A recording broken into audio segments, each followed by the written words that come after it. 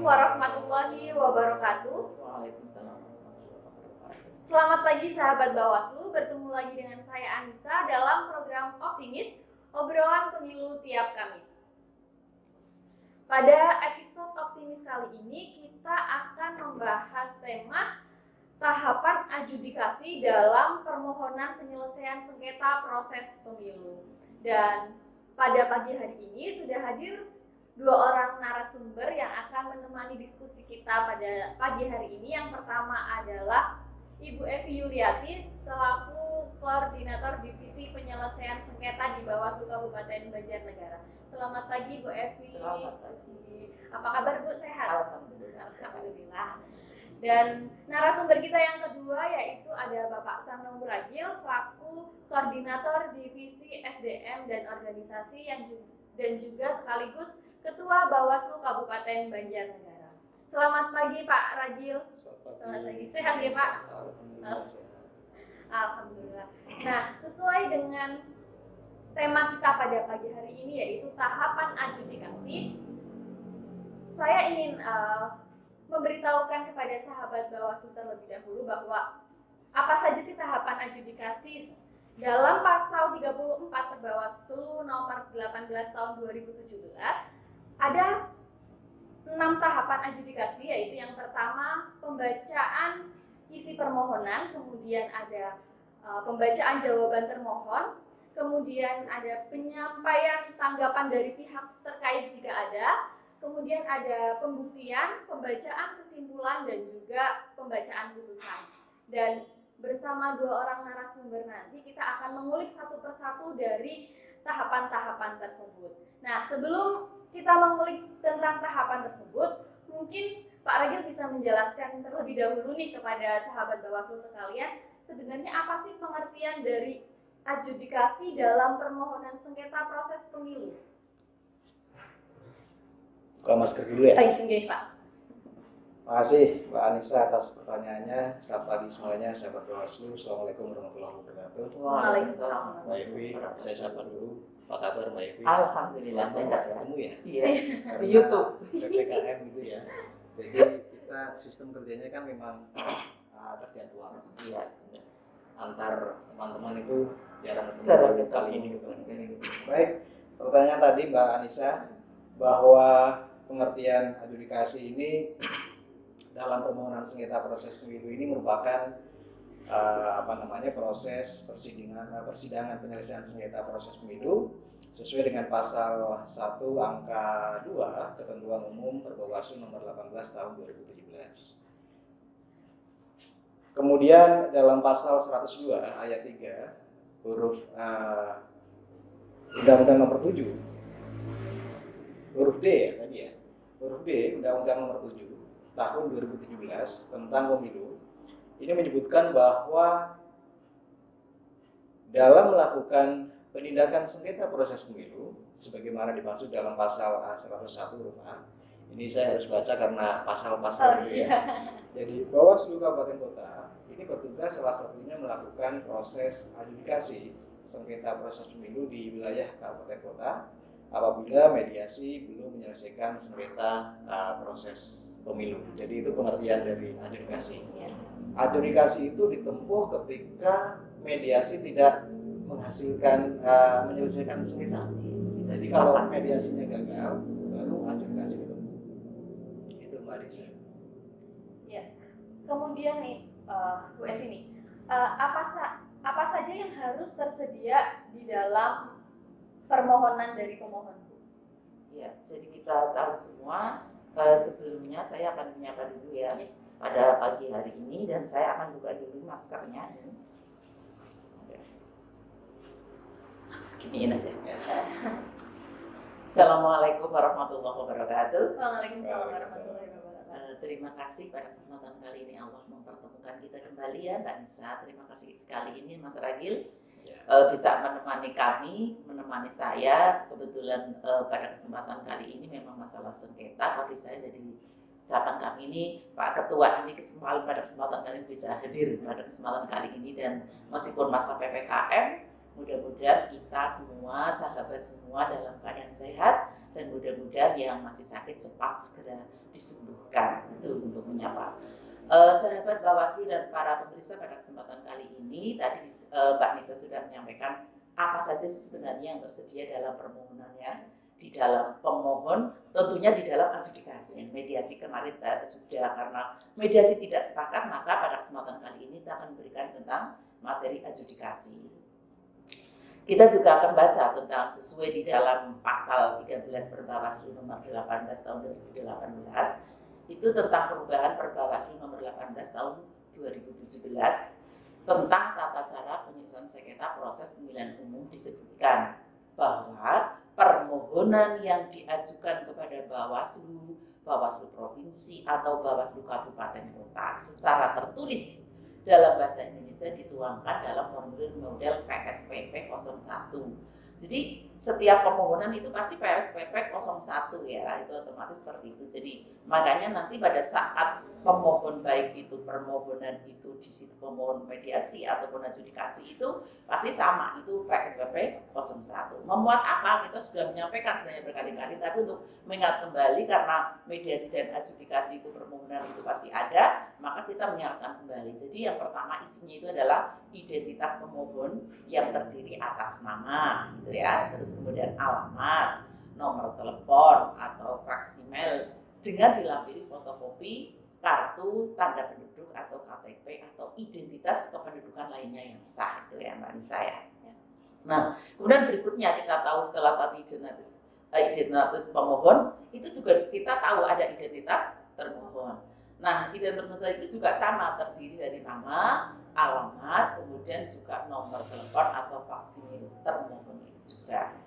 Nah, kemudian yang berikutnya itu urean. Jadi setelah itu di PSPP 01 itu juga setelah ada identitas pemohon, identitas termohon, terus kemudian juga ada urean jelas mengenai kewenangan Bawaslu, Bawaslu Provinsi, Bawaslu Kabupaten Kota menyelesaikan sengketa proses pemilu. Jadi nanti ada penjelasan mengenai kewenangan Bawaslu itu sendiri.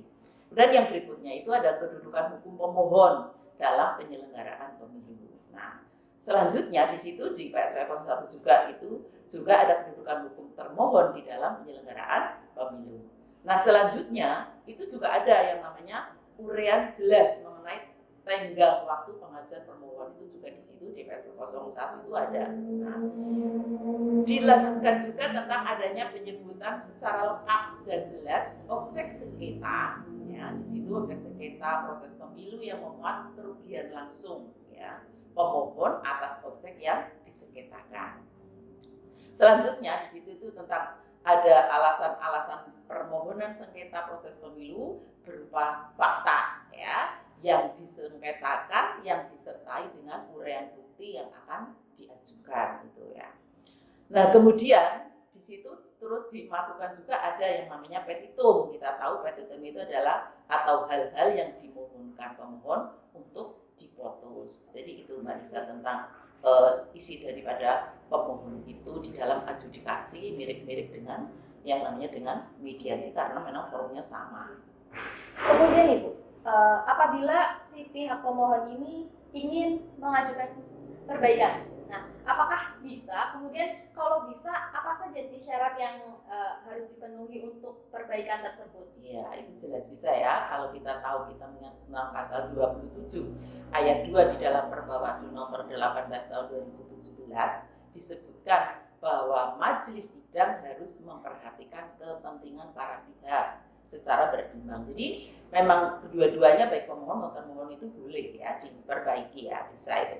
Apabila pemohon ingin mengajukan perbaikan, maka syaratnya yang pertama dilakukan sebelum jawaban termohon dibacakan. Jadi sebelum termohon dibacakan, kami dari Bawaslu itu menyampaikan, ya Bawaslu Kabupaten itu menyampaikan kepada pemohon dan termohon ini mana yang mau diperbaiki gitu kan ya.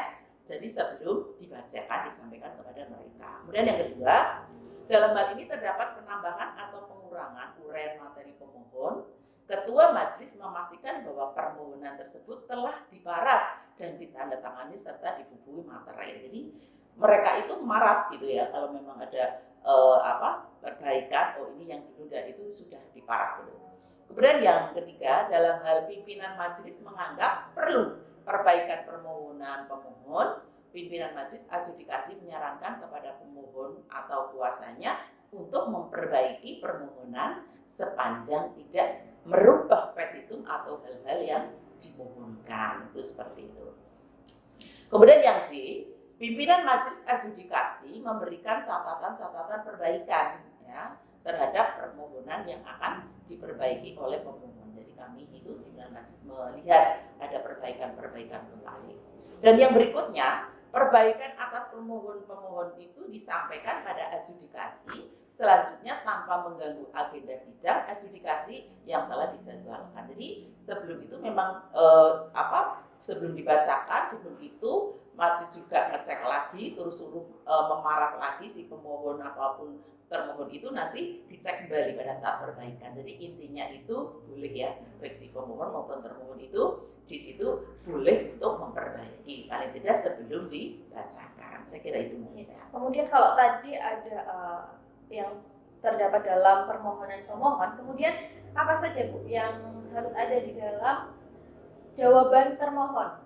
Kalau tadi kan permohonan dari pemohon, kemudian apa nih kalau jawaban termohon itu memuat apa saja? Iya. Jadi begini. Jadi ini yang namanya sengketa, apalagi yang namanya penyelesaian sengketa baik mediasi menuju kita itu memang harus tahu persis, belajar terus tentang Perbawaslu ya. Jadi Perbawaslu 18 tahun 2017 yang sampai sudah dirubah sampai tahun 2020 ya, itu sudah perubahan terus itu. Nah, kita buka lagi sesuai dengan pasal 28 Perbawaslu nomor 18 tahun 2017. Majelis sidang itu meminta termohon untuk menyampaikan jawaban termohon, dan jawaban termohon disampaikan paling lama 1 hari sejak berita acara mediasi. Itu ya, 1 hari ya. Tidak tercapai kesepakatan. Jadi kalau pada saat kesepakatan mediasi itu tidak tercapai, maka pengajuan itu paling lama sejak itu 1 hari. Jawaban termohon disampaikan sebanyak 4 rangkap yang terdiri atas 1 rangkap asli yang dibubuhi materai dan 3 rangkap salinan yang ditandatangani oleh termohon atau kuasa hukumnya dan dalam bentuk dokumen soft copy yang disampaikan dalam unit penyimpanan data. Jadi seperti itu ya, kita harus memahami hanya 1 hari. Jadi kalau sekarang pembacaan mediasi tidak sepakat, paling lambat itu besok itu sudah dilakukan lagi ya, mengadakan adjudikasi itu. Lalu yang harus tersedia di dalam jawaban termohon, kalau tadi itu pemohon ya. Kemudian apa yang disediakan jawaban termohon itu diantaranya mirip-mirip juga ya tentang pemohon itu. Nah itu identitas lengkap termohon. Jadi termohon itu di situ ada identitasnya, ada namanya, ada alamatnya. Kemudian kalau pakai kuasa hukumnya juga iya, nomor telepon kantor gitu ya. Itu kemudian ada nomor faksil dan atau alamat surat elektronik gitu. Kemudian yang berikutnya itu di situ juga tenggang waktu mengajukan jawaban termohon juga disampaikan. Yang ketiga itu ada kedudukan hukum pemohon. Nah, yang berikutnya itu jawaban termohon atas pokok permohonan pemohon, dan yang terakhir itu juga petitum tetap ada, itu termohon atau hal-hal yang dimohonkan termohon untuk diputuskan. Selain itu di dalam jawaban ya, kalau kita tahu itu termohon juga harus dilengkapi bukti berupa surat atau tulisan, maka apabila dalam hal ini terdapat pihak terkait masih kita tahu sekali dan dalam pasal 29 Perbawaslu nomor 18 tahun 2017 juga disebutkan dalam ayat 1 itu pihak terkait sebagaimana dimaksud dalam pasal 9 dapat mengajukan permohonan kepada Bawaslu, Bawaslu Provinsi atau Bawaslu Kabupaten Kota yang dituangkan di dalam formulir model PSPP 08 paling lama pada persidangan adjudikasi kedua. Jadi nanti ada PSPP 08 itu nanti diberikan oleh kami ya, oleh Sekretariat Bawaslu. Kemudian ayat yang kedua, permohonan sebagaimana dimaksud pada ayat 1 tadi diajukan secara tertulis di dalam bahasa Indonesia. Jadi pakai bahasa Indonesia ya ini harus ya di permohonan itu. Nah, apa minimal itu memuat apa? Yang pertama tadi itu juga ada identitas pihak terkait yang sama tadi itu ada atas nama, kemudian alamat gitu ya, telepon gitu ya, itu diantaranya ada fotokopi KTP gitu ya. Kemudian yang berikutnya itu kedudukan hukum pihak terkait dalam penyelenggaraan pemilu. Urean potensi kerugian langsung atas penyelesaian sengketa proses pemilu itu juga ada juga. Nah, ini yang berikutnya, yang keempat itu adalah urean jawaban atas pokok permohonan pemohon, dan yang terakhir minimal ini adalah hal yang diminta untuk diputuskan atau petitum. Ayat yang ketiga, jadi ini harus disampaikan semua agar para pihak kita tahu semua, pemirsa juga tahu, sahabat Bawaslu itu juga harus memahami tentang nanti itu lupa bagaimana, kita paling tidak memang harus menyampaikan ini, karena Perbawaslu itu urusan penyelesaian sengketa itu Perbawaslu nomor 18 itu yang sudah dibuka sekian kali itu, maka Perbawaslu yang ini, yang ayat ketiga ini juga harus disampaikan.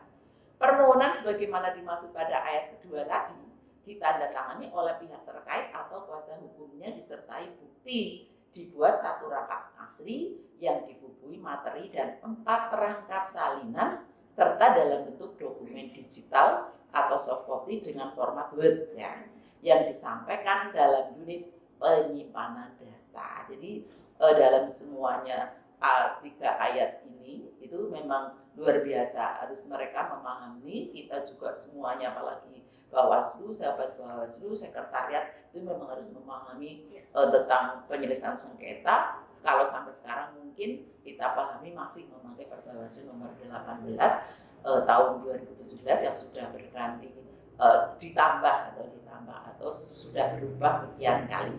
Saya kira itu ya yang sampaikan tentang isi minimal itu seperti itu. Setelah tadi Bu Evi sudah berbicara tentang apa saja yang termuat dalam permohonan pemohon, kemudian termohon dan pihak terkait, tahapan selanjutnya yang tidak kalah penting adalah alat bukti ya Pak. Nah, lalu bagaimana Pak proses pengesahan alat bukti dalam sidang sengketa proses pemilu, dan apa saja sih jenis-jenis alat bukti dalam persidangan itu? Ya, terima kasih Mbak Nisa. Jadi alat bukti pemohon ini diatur dalam pasal 13 ayat 2 dan ayat 3 Perbawaslu nomor 18 tahun 2017, bahwa permohonan yang disampaikan oleh pemohon ini ditandatangani oleh pemohon atau kuasa hukumnya, disertai dengan bukti dan dibuat dalam 4 rangkap. Ya, jadi yang terdiri dari 1 rangkap asli, kemudian yang 3 rangkap ini salinan, disertai dengan format dokumen dalam bentuk soft copy, dalam bentuk Word, maksudnya soft copy Word ya. Jadi yang disampaikan dalam unit penyimpanan data.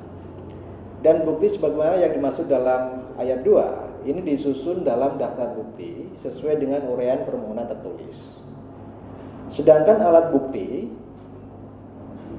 termohon ini diatur dalam pasal 28 ayat 3 dan ayat 5 Perbawaslu 18 tahun 2017. Adapun jenis-jenis alat bukti sesuai dengan yang tercantum dalam Perbawaslu tadi, dalam pasal 31 diantaranya adalah yang pertama adalah surat. Dalam hal ini bisa terdiri atas surat keputusan atau berita acara KPU, kemudian KPU provinsi, KPU kabupaten kota, dan dokumen tertulis lainnya. Yang kedua adalah keterangan pemohon dan termohon. Alat bukti ini disampaikan dalam persidangan adjudikasi penyelesaian sengketa proses pemilu.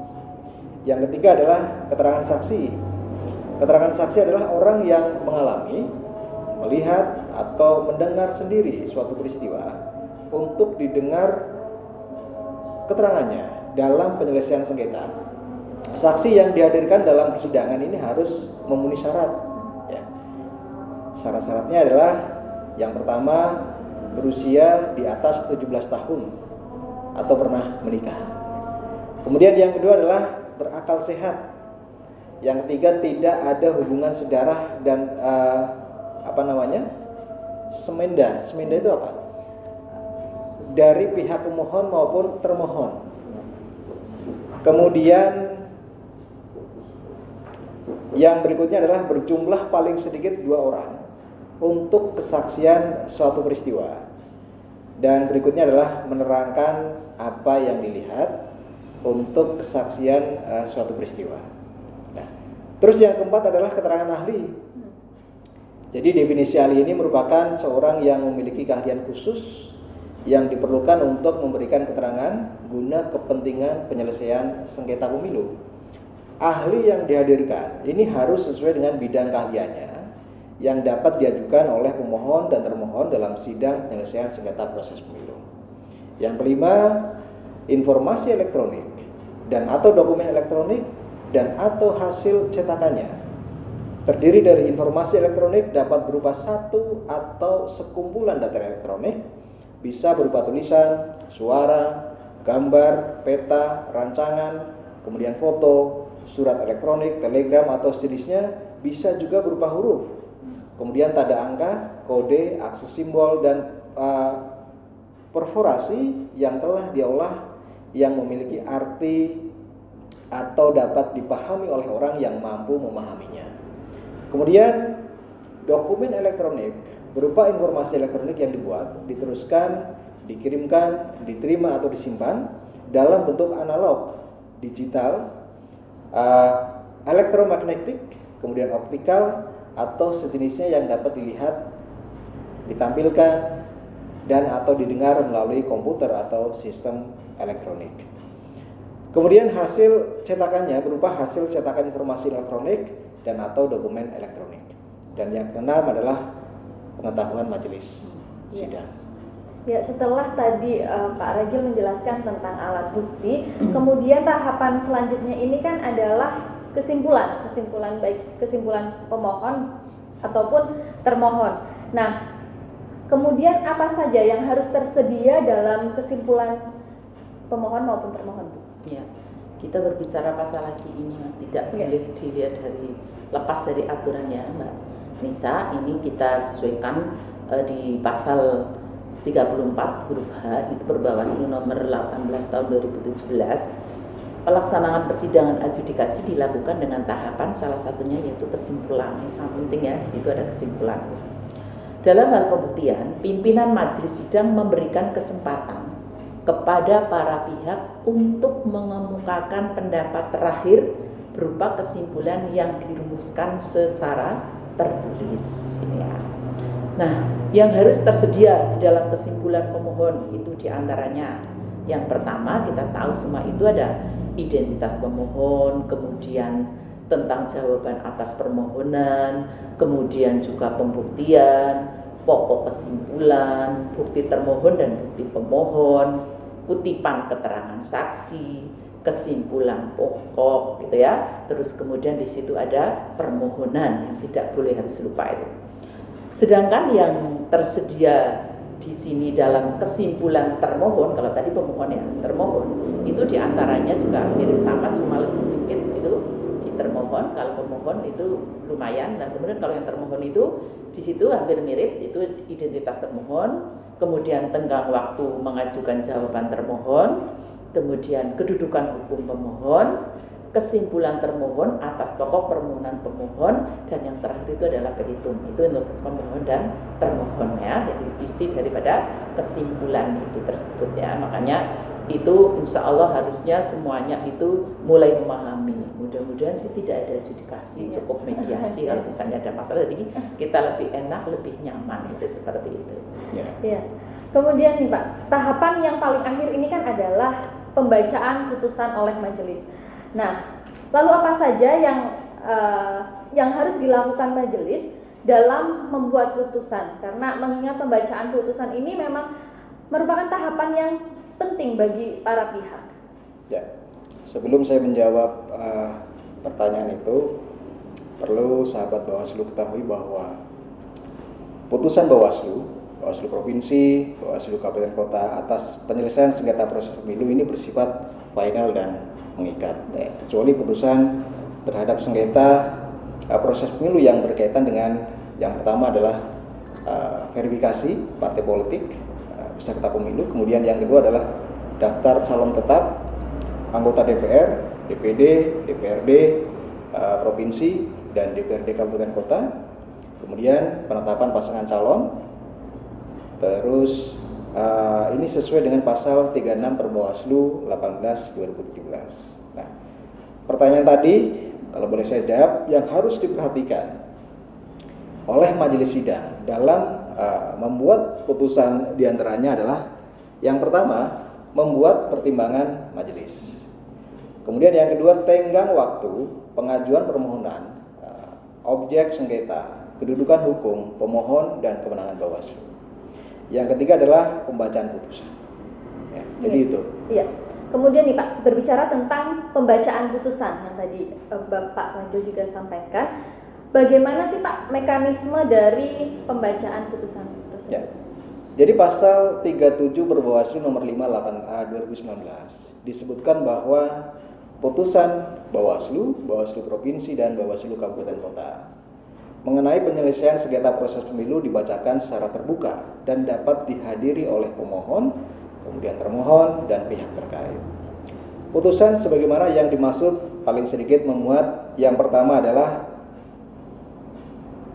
kepala putusan ini terdiri atas lambang Garuda, kemudian nama lembaga, judul putusan, nomor putusan, dan demi keadilan berdasarkan ketuhanan yang Maha Esa. Ini yang pertama. Kemudian yang kedua adalah identitas pemohon. Harus jelas di sana. Yang ketiga, identitas termohon. Ya. Yang keempat adalah pokok permohonan pemohon. Jadi pokoknya dijelaskan di sana. Yang berikutnya adalah jawaban termohon, dan seterusnya tanggapan pihak terkait. Kemudian poin selanjutnya adalah bukti, keterangan saksi, ahli, dan atau lembaga pemberi keterangan. Terus kesimpulan pemohon, kesimpulan termohon, kemudian pertimbangan hukum. Ya, dalam hal ini pertimbangan hukum disusun dengan memperhatikan tenggat waktu pengajuan permohonan, kemudian objek sengketa, kemudian kedudukan hukum pemohon, serta kewenangan Bawaslu, Bawaslu Provinsi, dan Bawaslu Kabupaten Kota. Yang berikutnya adalah pendapat hukum. Di sana juga harus ada kesimpulan, kemudian amar putusan ini yang berikutnya, serta tanggal, bulan, hari dibacakannya putusan. Terus ada nama lembaga. Setelah itu ada nama dan tanda tangan majelis. Berikutnya adalah nama dan tanda tangan sekretaris. Ya. Putusan sidang dibacakan oleh ketua majelis dan dilanjutkan secara bergantian dengan anggota majelis. Ya. Kemudian amar putusan dibacakan oleh ketua majelis, majelis adjudikasi yang di dalamnya amar putusannya memuat satu, menolak permohonan pemohon untuk seluruhnya, kemudian mengabulkan permohonan pemohon untuk sebagian, kemudian mengabulkan permohonan pemohon untuk seluruhnya. Jadi itu. Mudah-mudahan juga tidak terjadi adjudikasi ketika nanti kita melaksanakan tahapan. Iya, mudah-mudahan seperti itulah. Ya. Baik, sahabat Bawaslu sekalian, tadi sudah disampaikan oleh Bu Evi dan Pak Rajil tentang tahapan-tahapan apa saja yang ada di dalam proses adjudikasi penyelesaian sengketa proses pemilu. Sudah sangat jelas sekali apa yang disampaikan oleh Bu Evi dan Pak Rajil. Semoga Bawaslu sekalian ini bisa menerima dan bisa mengerti apa yang sudah disampaikan tadi. Kalau belum paham, boleh datang ke kantor kami, ke kita, ke Sekretariat Bawaslu untuk berdiskusi bersama, untuk membuka bersama aturan-aturan yang ada terkait dengan adjudikasi. Ya, jadi kita terbuka untuk siapa saja, masyarakat, sahabat Bawaslu, baik itu calon kontestan, calon peserta pemilu, dan lain sebagainya, untuk datang kepada Sekretariat Bawaslu untuk bersama-sama belajar tentang aturan-aturan yang terkait dengan adjudikasi. Ya. Nah, bagi Bawaslu, sahabat Bawaslu, silahkan datang ke kantor Bawaslu Kabupaten Banjarnegara. Tadi sudah diajak oleh Bapak Ketua nih, jadi jangan sungkan-sungkan untuk datang ke sini untuk berdiskusi bersama kami. Dan jangan lupa juga apabila ada pertanyaan ataupun kritik ataupun saran, silahkan tinggalkan di kolom komentar YouTube kami ataupun di media sosial lainnya. Kita ada Facebook, ada Twitter, kemudian juga ada Instagram yang selalu aktif 24 jam. Terima kasih Ibu Evi dan Bapak Rajil atas waktunya pada hari ini. Semoga apa yang disampaikan bisa menjadi amal jariah buat Bapak Ibu sekalian. Nah, terima kasih sahabat Bawaslu. Saya mohon maaf apabila ada salah-salah kata pada pagi hari ini. Jangan lupa saksikan kembali Optimis obrolan pemilu setiap Kamis di Kamis-Kamis yang akan datang. Terima kasih. Wassalamualaikum warahmatullahi wabarakatuh. Waalaikumsalam warahmatullahi wabarakatuh.